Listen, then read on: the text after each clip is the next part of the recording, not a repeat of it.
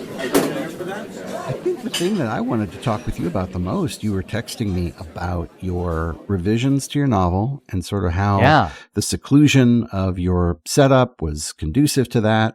Why don't you tell the folks where you've been and what you've been doing?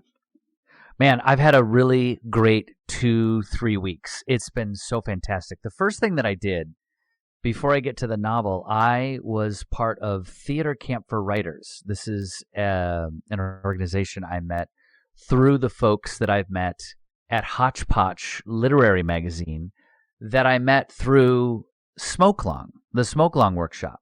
And so, we've talked a lot about building communities, and this is just proof positive that it's something that works. If you are a shy wallflower like I can be, which seems strange. People are like, you're an actor. How can you be someone that doesn't like to be in the spotlight? Right. Because people came to see me. That was my job. They paid to come see me on stage.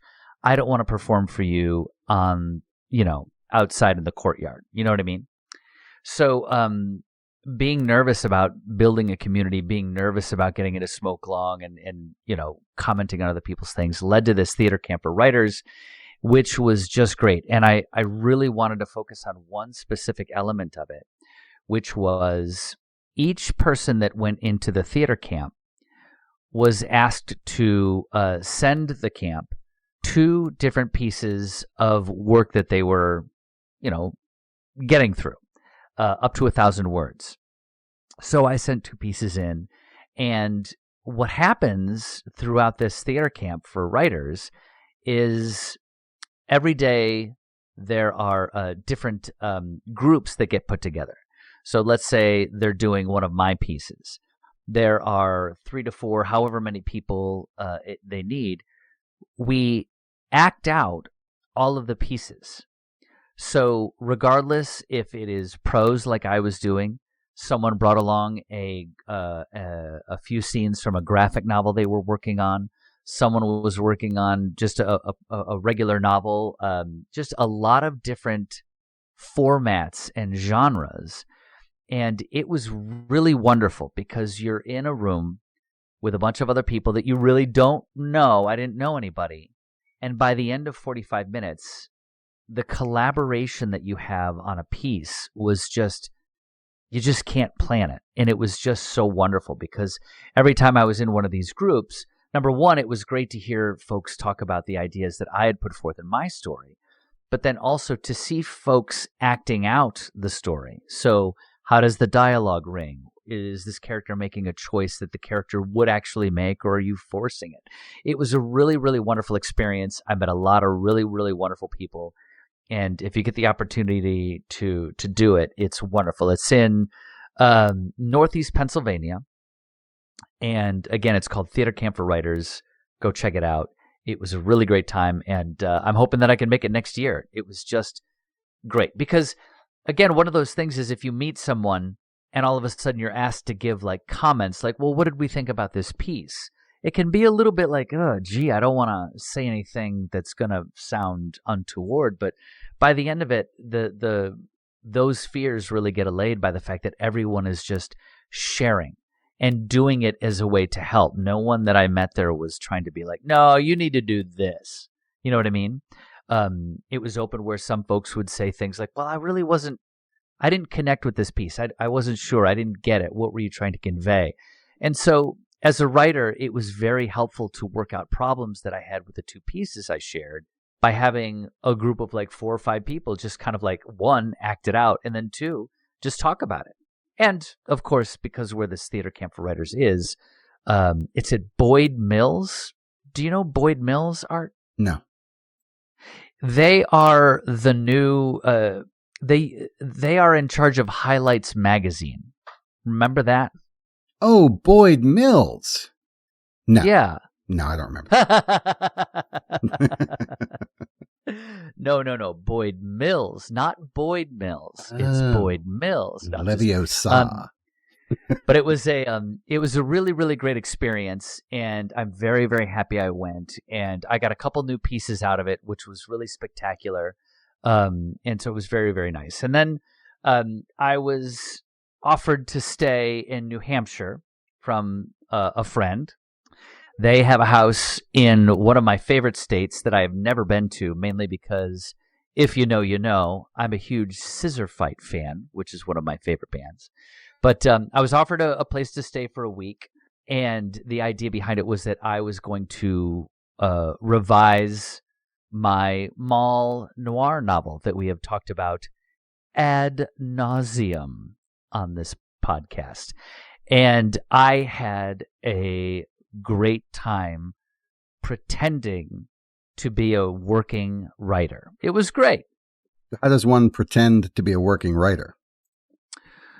I told everyone to leave me alone. I looked off into the distance out the window. I made a circle, a pentagram, and I tried to get the muse to visit me. No, actually, I think that the big thing for me, looking at the uphill battle of revising a novel, we've talked about it before here, but it was easy for me to create the world. Now you have to go back and make it so that folks would want to read it, or it's at least cohesive.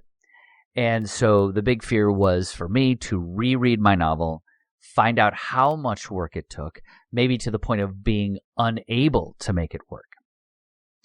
But I just did it. There was no magic to it. There was no, incantation. I didn't do anything really crazy. I had a good conversation with my partner. We went up to New Hampshire, and I said, this is what I'm going to do. I'm going to spend 9 a.m. to noon every day that we're there, and I am just going to sequester myself away in this house, and I'm going to work on this.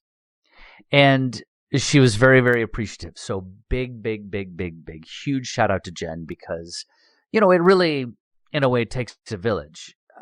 When you're in a relationship, if I'm away for 3 hours, someone's got to take care of the dog.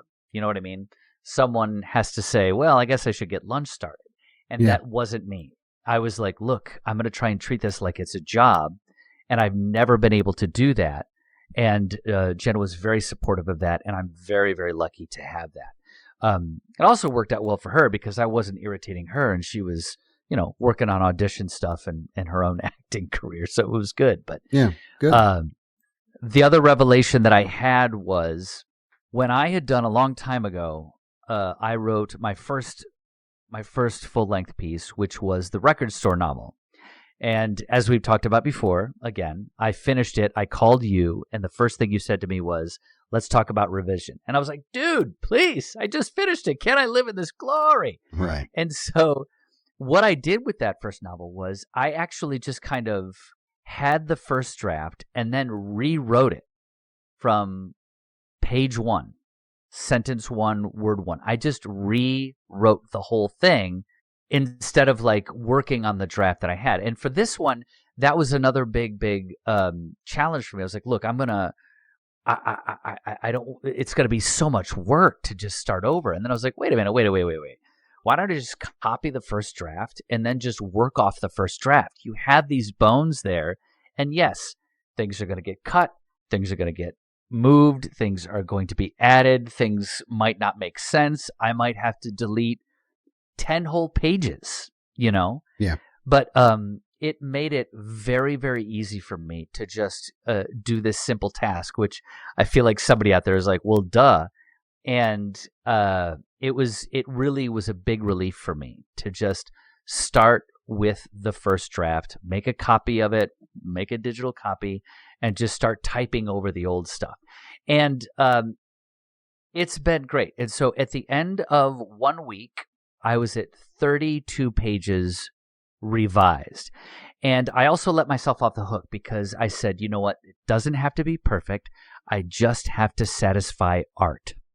Aw. Well, that's nice. Not true, but it's nice. It has to make sense, and so I felt like the thing that I was kept on thinking of was, I'm sure you've seen on social media that there's a sort of quasi-famous interview between Stephen King and George R.R. Martin of the Game of Thrones fame. Sure. Where Stephen King is like, look, I try to pound out 6 pages a day. And George R.R. Martin's like, are you serious? So I kind of was sort of trying to see if I could use that as a benchmark. And so I did 5 days of the 9 a.m. to noon. And on the sixth, and at the end of the fifth day, I did that thing where I just sort of printed out the pages and I gave them to Jen to read. And she was like, "Oh, you missed this. There's a misspelling. What is this name?" I just a couple of revisions that I had, so that on that sixth day, I just went in and used that as the way to kind of clean up the work that I'd done in the previous 5 days. And so now I feel very, very proud that I had 32 pages finished, that I could say, wow, if I wanted to show this to somebody, this I feel like I could show them. And they would be like, oh, I see what you're trying to do here. Yeah. Whether or not that person would think it was good, that's up to them. But I felt like I like where this is.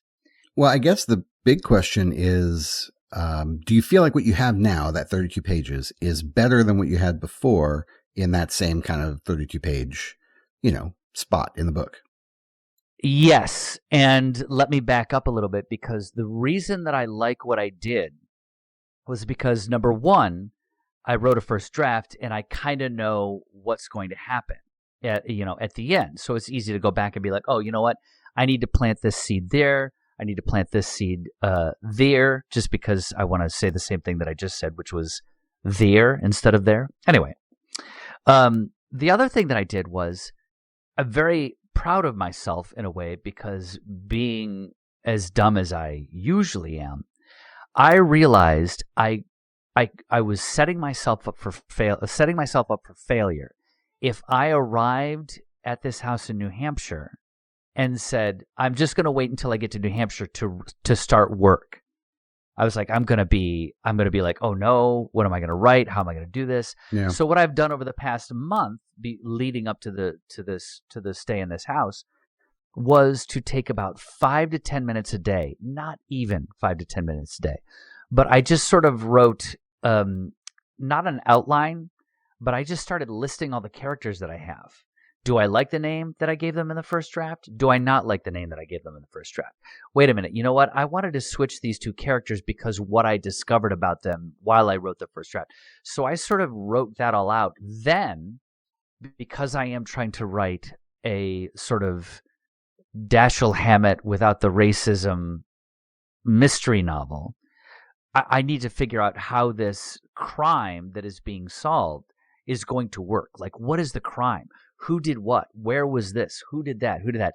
And so I'm kind of proud of myself, because I did as much of an outline work and prep work as I've ever done with anything in my life. And it actually felt like, holy shit, I know what I'm doing. Very at cool. Least in the 30, let's come back in a month and see where I'm at, because then it's very, very easy, because right now I'm setting up the world. And as we've talked about before, when it comes to first drafts, I love setting up the world.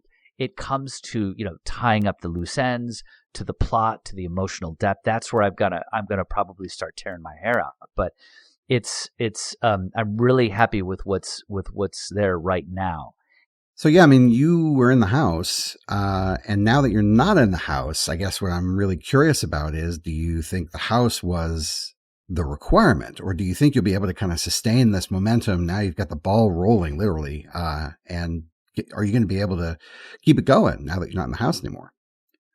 Well, that is a great question, because I used to be the kind of writer that abstained from writing because the coffee wasn't right. The vibe in the coffee shop wasn't right. My chair was too short. The pen didn't feel right. Like, I gave myself so many excuses not to write that we returned from the house in New Hampshire, from this lovely, lovely place. We came back to New York City last night. And so part of me this morning was like, look, you know what? I did 5 days of work, 1 day revising, those pages, taking those notes that Jen, my partner, had given me on misspellings and little foibles. Maybe I should take a day off. And I was like, I can't do that. Because that's, because then tomorrow something's going to be the excuse. And then tomorrow after that, the day after that is going to be an excuse. So today I worked another 9 a.m. to noon. I didn't get as far because I was like, you know what I need? I need a scene right here. So I generated 2 new scenes. So it's kind of like I've got a lot of second draft, but now I've got 2 new scenes that I needed to add in there to help with a couple things that are going on. Those are sort of in the first draft stage. So, I did it because I was like, I need to start clocking at this. I can't be like, well, let me just wait now until I get another opportunity to sit for a week somewhere. No. Right. I gotta get through it. So I was very happy with what I did today. Now I do have to admit, I might have had a little too much Mountain Dew late into the night because I'm 52. And so I didn't get a lot of sleep. So somewhere in that 9 a.m. to noon, I might have taken a little nap. Don't want to talk about it too much. But I was at least happy that I was like, no, you have to get into this. And that's the other thing that I'm sort of letting myself off the hook with as well. I know that if I try to continue to clock my 9 a.m. to noon, I can do that right now because A, unemployed actor, just trying to hit that audition scene. I've got a self-tape I got to do later today where I got to find a Virginia colonial accent. But I don't have an excuse not to be doing this right now. That sounds great. I fully support what you're doing. I'm excited to hear about your progress, and I'm really eager to read what you write, but only at a point when you want feedback on it. So that's something I would have probably pestered you in the past, like, well, let me see it. And it's not about me. It's about you. And so whatever you need from me, just let me know. And if that happens to be nothing, that is totally fine. Yeah. Yeah. Well, look, I'm happy to share it, with you. That's great because if you want to take a look at it, what I have started to do in this second draft is breaking, moving between parts. I'm not calling them chapters. I don't know. They're a little small, but like I'm writing notes at the end of every part as I go along. And because I know that if I was talking to me, I'd ask a question like, well, how are you keeping track of what you're doing? Because, the theater camp for writers that I was talking about a little bit earlier, we would talk about these things like, oh, I love writing microfiction because I don't have to worry about one word that I wrote 200 pages previous and how that connects. Like, how do you keep track of the whole novel? Like, what are you doing? But I've got little notes at the end of every section that I've written. Throughout the whole day, I'm like, you know what? Wait a minute. I think I know what I need to put this. I need to remember this about the character that I wanted to put in, and then I'll just open it up. I've got the laptop open. I've got the file open, so that I could just be like, hey, hold on a second. I'll be right back. From dinner. I'll be right back to finish dinner. Just want to take this note down. Because I don't want to put notes in my phone and then have the notes that I wrote that are on that. I said I kind of did a little bit of outline and character work and then notes over here and over there. And then I'm like wondering where everything is. I'm trying to put them right smack dab in the document so that when I go back to it, I could say, oh yeah, I forgot. I wanted to change this to that to this, put these over here and those over there, back over here. So it's good. I'm happy. We'll see. Again, Great. Like I said, maybe in a month from now, I'll be like, what? How? Well, I can only imagine that every time you come back and draft this thing, it's going to get a little closer to what you want. And what you want might shift a little bit, but it's still going to kind of push towards the finish line. So there's really no downside to you going back into it frequently. And I'm really encouraged to hear you say that you don't want to take a day off because it's really not a good idea to take a day off. Yeah. So that's great. Yeah. Yeah, it kind of feels like, Jordan Peele said you have to make it a hobby, and I definitely feel like that's what's sort of starting to happen, and this is where I have to sort of live up to my own, this is where I could try and really like prove it to myself is what I'm trying to do. Yeah, for sure.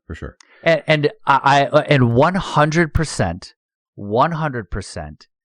I heard Kat Hammonds talk about the first 10 inches of your screenplay, and I was like, do I have that here? And I was like, I think I might. I think I've got a good 10 inches of screenplay. Very nice. Very nice. I really appreciated Kat doing that refill for us. And yeah, I mean, we had just been talking about endings and sort of how to close off your story. And then she comes in hot talking about, the beginning of a piece, and really how do you grab that reader with kind of a narrative hook. And for her, of course, it is a reader of a script, which is primarily a visual medium. So for her, it's even more important to sort of be thinking visually about what it is you're presenting to a reader. So it's got to be an extra layer of challenge there, I would imagine, for a screenwriter. But coming out of our conversation and then hearing her perspective, it really got me energized to start working on that treatment for the movie that I was telling you about a couple months ago. Yeah. I've been banging away at that, which has been a lot of fun. If you talk about why we do the work, and it feels like one of the things that you're picking at the edges of is that you're doing it because you really enjoy it. You find it satisfying. And I hope that everybody out there has that same kind of sensibility, that you come to something that you find engaging or interesting, and you do it because you think it could be cool. And whether it turns out to be cool or not is really a function of work and time. How much effort are you going to put into it, and how long are you going to pound away at it? And any rock can be broken if you hit it hard enough and long enough, So I'm good with that. And I'm bringing that same sensibility to the screenplay work that I'm attempting. I really want to get a good story before I dive into the screenplay format, because I'm familiar with how to do it, but I'm not going to write a page of screenplay until I know the characters, their motivations, the setting, the action, have the beats, like all of that stuff really matters to me. And then I'll go in and write the screenplay and then show it to some of my screenwriter friends and see how bad really is this, and then hold my breath and wait for the response. But no, I'm really eager to, I think for me, since we seem to be talking about revisions, let me share a little bit about what I'm up against. So I have a few versions of this story that are, I would say, down the middle of the fairway. And what I mean by that is they're very safe, they're very familiar, and so that probably means they're going to be super predictable and rather boring if they were to get shot. So I've come back to the work that I had done, and I started to say, okay, let's put on a new monocle and let's look through this with a lens of tired tropes. Let's spot. It's like, where's Waldo for tired tropes?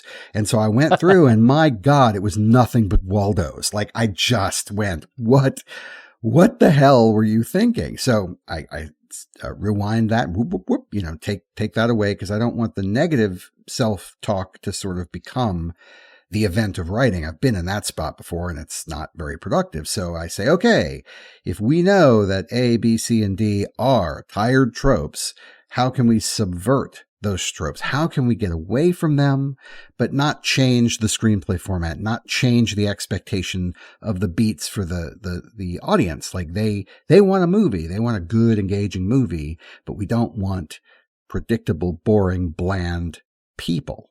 And so I started to dive into people I actually know. And I started to write things from my own personal life that I'm very familiar with as character traits for these people in this story. And it feels a little bit like cheating, but it's not. It's the process. And it also feels, you know what I mean? It also feels a little disingenuous, like I'm kind of spilling the beans or letting the cat out of the bag or whatever. But again, trying not to feel bad about that. But it is so much more compelling to use these real details and to try to create characters that have depth and complexity, because real people have depth and complexity. And I'm like, oh, this is what I should have been doing the last 30 years. Okay, cool. Got it. Yeah. So I feel late to the party, but I'm happy to have been invited. Well, when I was talking about that little sort of the character breakdown and the outline that I was doing for my novel, one of the things that I did, every single character that I've got, I have who's playing them at the end of each character description. And that really helped me kind of get an idea of like, oh, you know what? That's this person, or that would be this person, or that would be that person. And that's kind of doing a little bit of, a broad stroke of someone. Because yes, folks are complex, but part of me was just very much like, it helps me visualize that person more. Yeah. And I'm finding that as I'm going through for that revision, I'm finding like a character that was in the first draft, I'm just like, this person is not really, they're not clear to me. They're simply performing a function of, being in spaces where the plot needs them to be. And I kind of get the idea that I need to do more of that work in who in my real life is this person, is this character that I'm trying to write. Once I have that, I think I'm going to be able to fly with them, and then that will help the piece, in totem. Yeah, that makes complete sense, because if you've got kind of a shorthand mental picture, a little school yearbook style picture in your mind of who that person is and kind of what their mannerisms are or what their point of view might be, then you should find it easy to be faithful and consistent throughout a long piece of work, because you're not going to stray from the person who sort of inspired. So you'll kind of always have that clothesline that you can hang their experience and their activity in the story on. And you won't have a character who's wildly inconsistent from the beginning of the book to the end of the book, that kind of thing. Yeah. There's a guy I've always wanted to put in a short story, and his name was Rick. I don't remember his last name. I worked with him. Gosh, I think we're creeping up on 30 years ago. Like, eek, I'm old. But anyway, I had this terrible job as a telemarketer. I mean, I was basically a glorified telemarketer, and I got roped into the job under false pretense. They sort of told me it was one thing, and then bait and switched it into this, and I felt obligated to take it because of the circumstances. So I only worked there in this capacity for about 8 months, but I happened to be really good at it, which is so terrible. Like, oh, here's this soul-sucking job. You're awesome at it. Like, oh man, really? So, but this guy was like the Roy Hobbs of this job. Like, he was a natural, and the smoothness of his voice on the phone was the exact opposite of what he looked like in real life. He looked very sort of nerdy and sort of unfit for public view, but he was just smooth as silk on the phone. And he and I used to go play pool after work sometimes, and he was a really good pool player. And I'm like, oh, this guy's awesome. I want to be Rick, And I'm like, no, you don't. No, you don't want to be Rick. Rick is like really good at something you don't care about. Like, Rick is not the aspiration here. He was a perfectly nice guy. He really was. He was a very nice guy. But what I found interesting about Rick, and the reason I wanted to put him in a story, is that I started to get really good at this work. And Rick took notice because he trained me.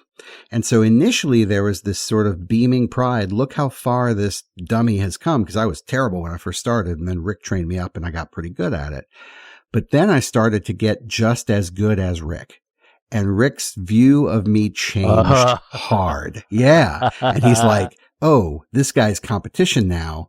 Ball game. And so he and I had a little bit of a contentious, relationship there towards the end. And so I thought, wow, what a delicious dynamic to sort of put into a story. So anyway, all of this is just to say that our personal experience can be very richly rewarding. And I think it would be very simple for me to model that relationship by just kind of putting Rick in my head and just saying, okay, that's the sensibility that we're going for is that guy. So when you write this other character, regardless of their gender or their job or whatever, just keep that dude in mind and the way he looked at you when you first started that job and the way he looked at you before you left. And that's what we're going for. Yeah. Yeah. I think a lot of times folks are afraid of bringing their real lives into stories. Maybe I should just talk about myself. And for the longest time, because you're thinking, well, I don't have anything different. I'm just kind of got this boring life. And that's also one of the reasons that people are always afraid of doing improv, where they're like, oh, I don't do anything interesting. I don't have anything exciting, but everyone does. And I think if you can start dragging more of your personal life into the writing, like, do it. I mean, golly, can you imagine what George R.R. Martin's regular life is like if he just oh wait, no, yeah, no, he made it all up. Yeah, never mind. I just, yeah. But, right. Yeah. Or he read a ton of history. I guess the Red Wedding actually was a real thing that happened. Yeah, I think you're right. A lot of what shivering as it is. Yeah, a lot of what he pulled came from history. You're right. But look, I'm right there with you. If we can incorporate some of the more interesting nuances of our own personal lives I've heard those stories 100 times. I've thought about that guy, Rick, for the last 30 years or whatever, but you'd never heard that before today. Like, I don't doubt I'd ever No. told you about that guy. So, Yeah. that's new to you. And so that's one of the bigger things that I've tried to punch through is, yeah, it's new to everybody else. Like, it's old to me and it feels tired to me, but that's only because I lived it and I remember it. So, yeah. And you just got to, make sure there's a statute of limitations. Let's change some names. Let's not name X's. That's going to get a little dicey for you. But yeah, everyone has so much junk in their heads from their own experience. And it really is going to be interesting to someone else. Like you said, new to others, old to you, new to others. Yeah. I'm kind of eager to tell you a little bit of what I'm doing with this screenplay, if you're up for it.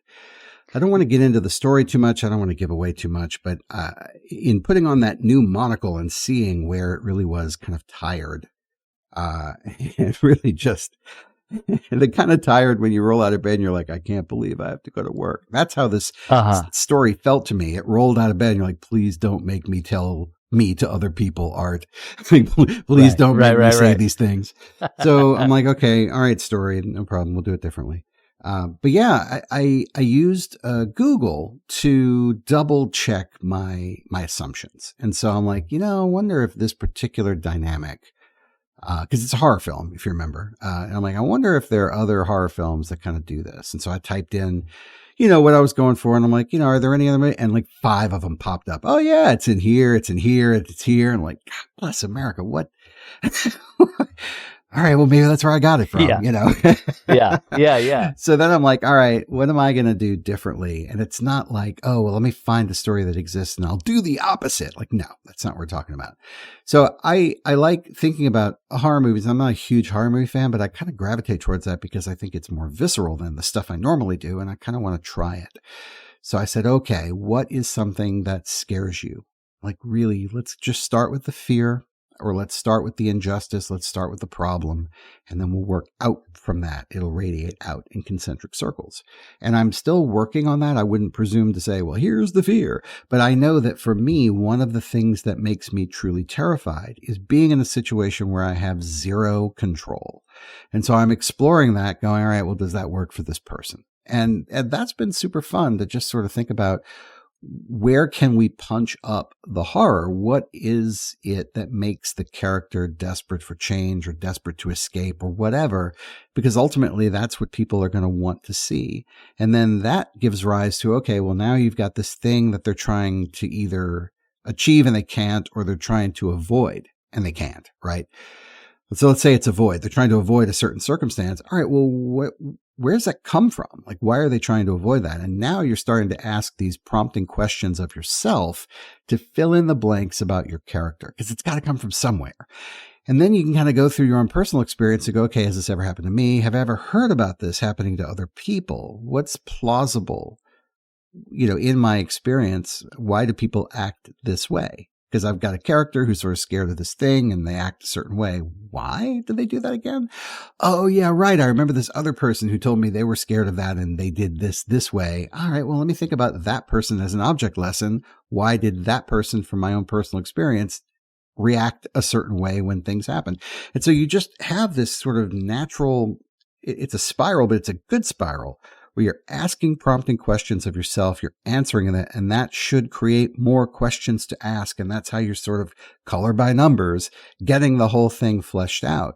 And once you have an understanding of, okay, here's the characters, here's what they're doing, here's why they're doing it, here's the main thing that they're trying to either achieve or avoid, and you've got all that spelled out, now you can go back and go, all right, I'm going to assemble all of this into something that is pleasing to a viewer, so that it kind of builds and crescendos the right way, and then we have a nice little denouement, we wrap it up. That's when I'm going to worry about form and technique and dialogue and all that other garbage. But right now I'm very much at the front of this whole process, which is I need plausible people who do interesting things, who try and fail, or try, fail, and then ultimately succeed. And in my certain circumstance, it's because they are either feeling powerless or they have something else going on, but there's something that scares the hell out of them. And they're trying desperately to achieve or avoid the thing that scares them. So it's been a lot of fun to pick at it that way, because I think a lot of times it's easy, especially for writers who are trying to do things quickly or writers who don't have a ton of experience, to go, okay, well, what's the formula? And let me plug in some placeholder people into the formula, and then at least I'll have a story. And then when I go to write the story, I'll kind of put all the cool extras on this spine of a story, and then it'll be awesome. And it's like, dude, that is the backwards way to do this. So I'm very happy to be doing it the way I just described rather than the backwards way. Well, it sounds like you need a week in New Hampshire. I would love that. Please ask your friend. I would be happy to do that.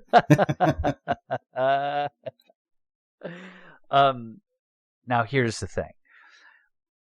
For me to write this noir novel, I was like, well, I got to do some research. Let me watch a bunch of noir films. And I have been watching Criterion movies for like the past 3 years, 4 years.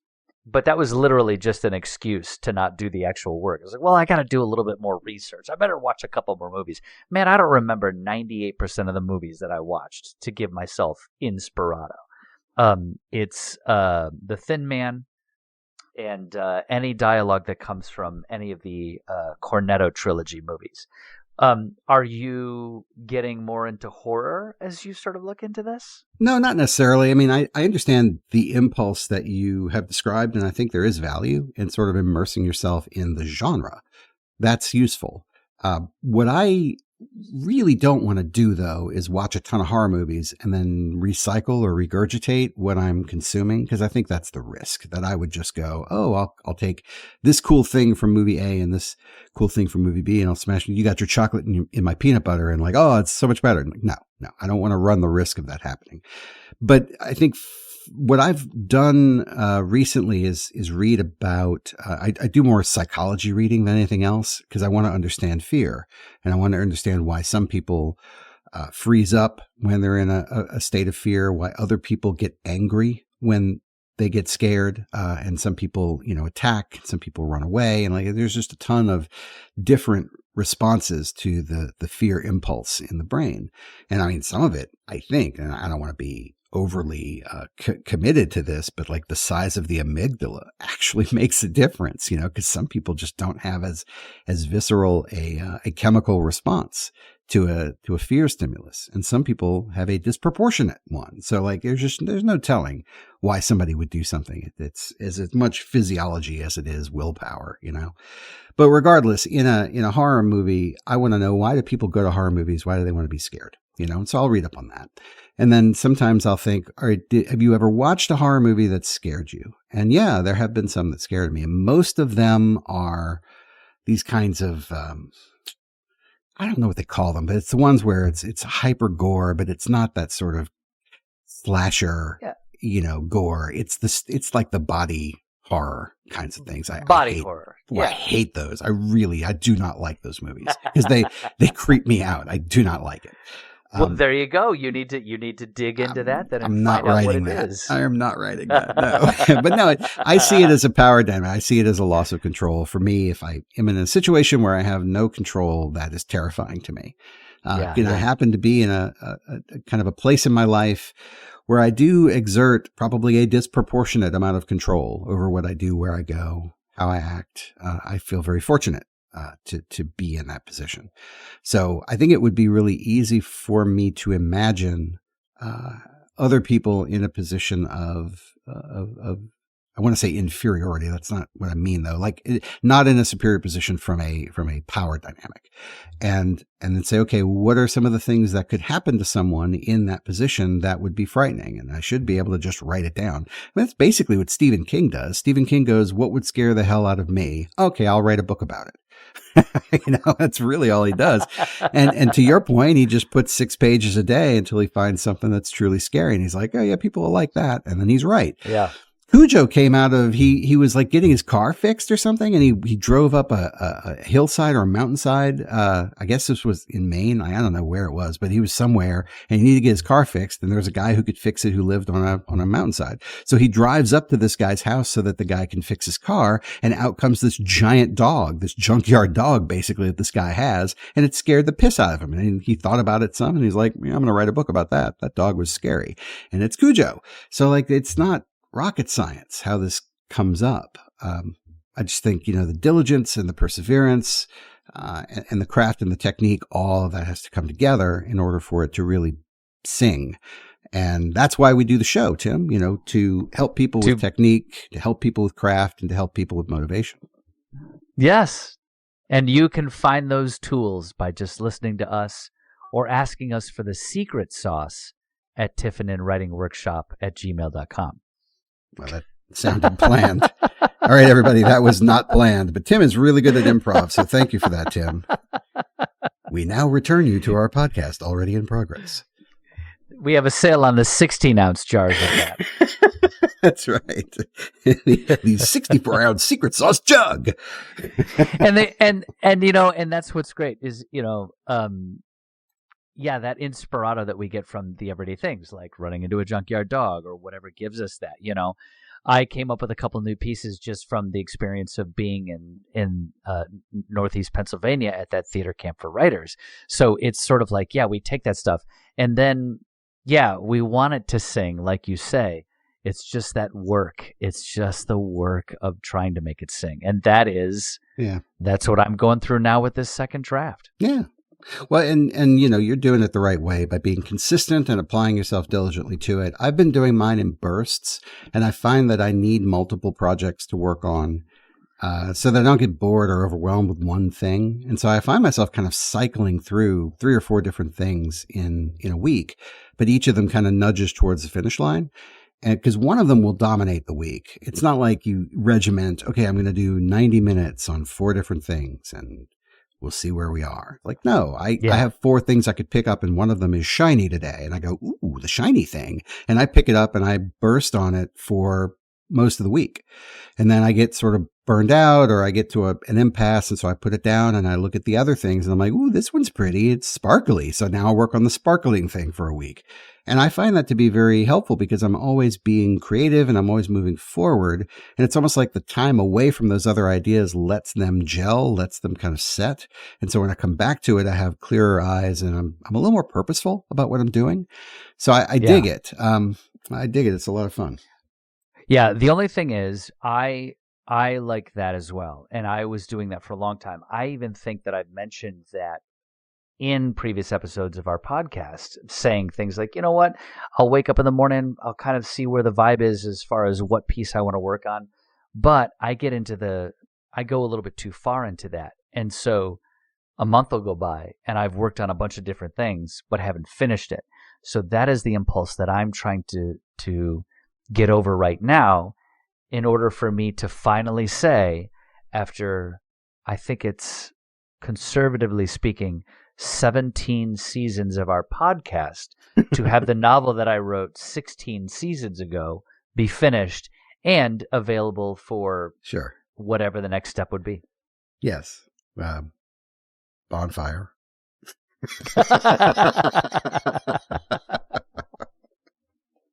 I have 200 pages and I am going to throw them into the fire that's along with the laptop, along with the table that I wrote it on. That's right. Along with all of these stupid Criterion DVDs. Yeah. This will keep me warm at night. I have worked very hard to stay this warm. Yes.